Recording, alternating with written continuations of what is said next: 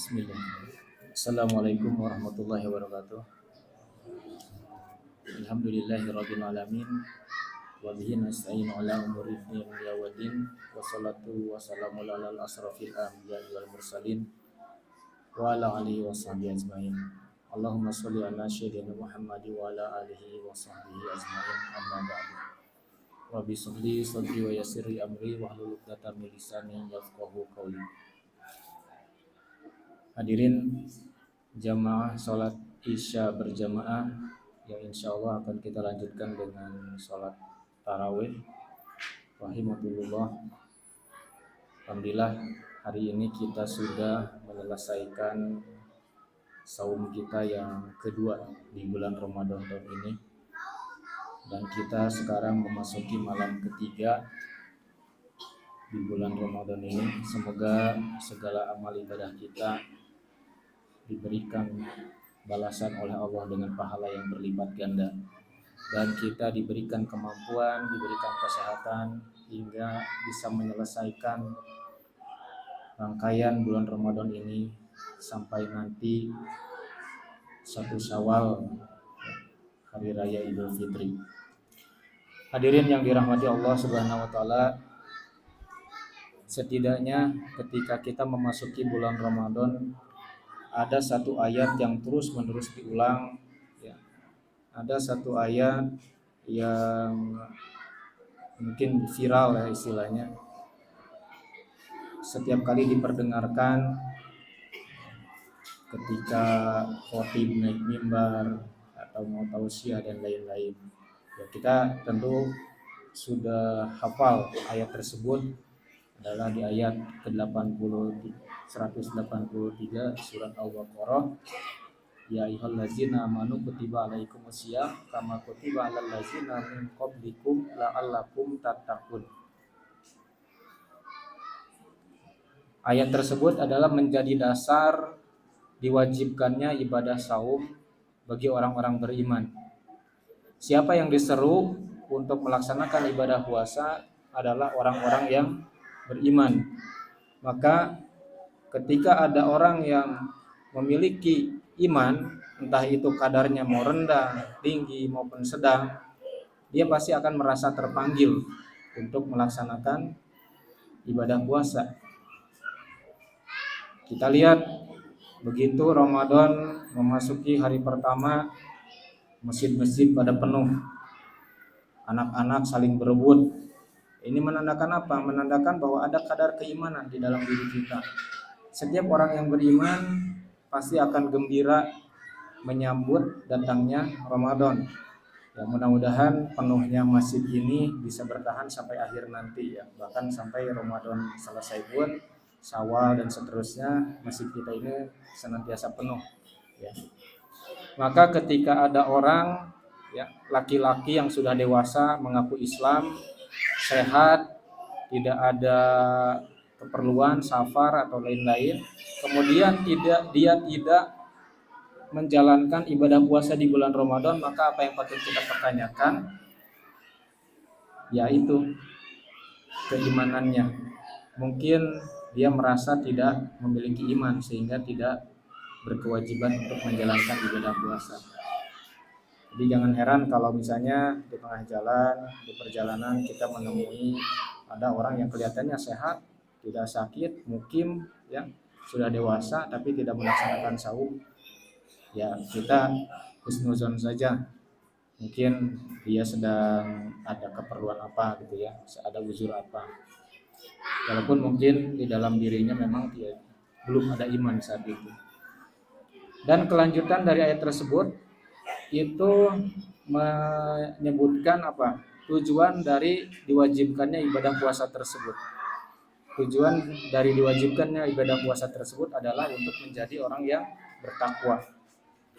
Takwa dengan segala derivasi katanya di dalam Al-Quran itu disebutkan sampai 115 kali. Ini menunjukkan bahwa begitu pentingnya arti takwa di dalam kehidupan seorang muslim, dan dia menjadi tujuan dari diwajibkannya ibadah puasa. Bahkan bagi laki-laki yang sudah dewasa, setiap kali kita melaksanakan ibadah sholat Jumat, pasti di situ khatib akan menyelipkan wasiat takwa. Ya. Namun pertanyaannya, apakah setiap orang yang berpuasa di bulan Ramadan itu akan memperoleh takwa atau tidak? Ya. Pertanyaannya, apakah setiap orang yang berpuasa di bulan Ramadan itu akan mencapai takwa atau tidak? Nah, di ayat tersebut Allah memberikan isyarat tentang hal ini. Jadi jawaban di dalam terhadap pertanyaan tersebut masih ada di dalam ayat tersebut, disyaratkan di dalam ayat 183 Al-Baqarah tersebut ada kata la'allakum tattaqun. Ya, la'allakum tattaqun. Ya, ada kata la'allakum sebelum tattaqun itu. Seandainya tidak ada kata la'allakum, ini sudah bisa dipastikan orang-orang yang menjalankan ibadah puasa di bulan Ramadan itu akan mencapai derajat takwa.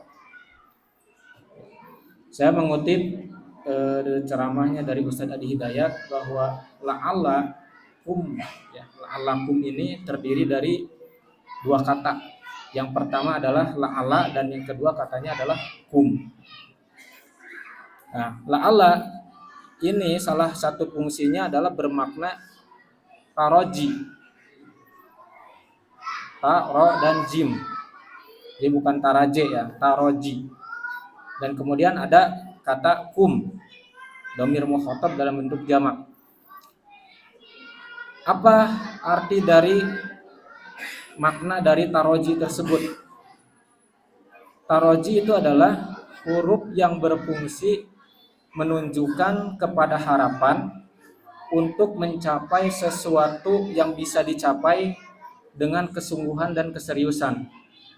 Jadi saya ulangi bahwa taroji itu adalah huruf yang berfungsi menunjukkan kepada harapan untuk mencapai sesuatu yang hanya bisa dicapai dengan kesungguhan dan keseriusan. Nah, itu makna la'allakum. Jadi di sini Allah ingin menegaskan bahwa siapapun bisa mencapai derajat takwa melalui ibadah puasa yang dijalaninya di bulan Ramadan ini selama apa?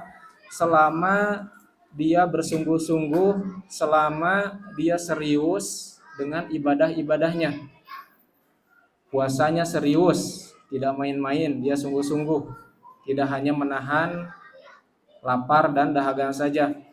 Sholatnya juga serius, tidak hanya asal jungkat-jungkit saja. Ya. Baca Qur'annya serius, tidak hanya asal bacanya saja, tapi dengan ilmu. Begitupun ibadah-ibadah yang lainnya. Maka ketika kita menjalani rangkaian ibadah, utamanya puasa dan ibadah-ibadah lainnya di bulan Ramadan ini dengan penuh kesungguhan dan keseriusan, insya Allah kita bisa mencapai derajat takwa tersebut.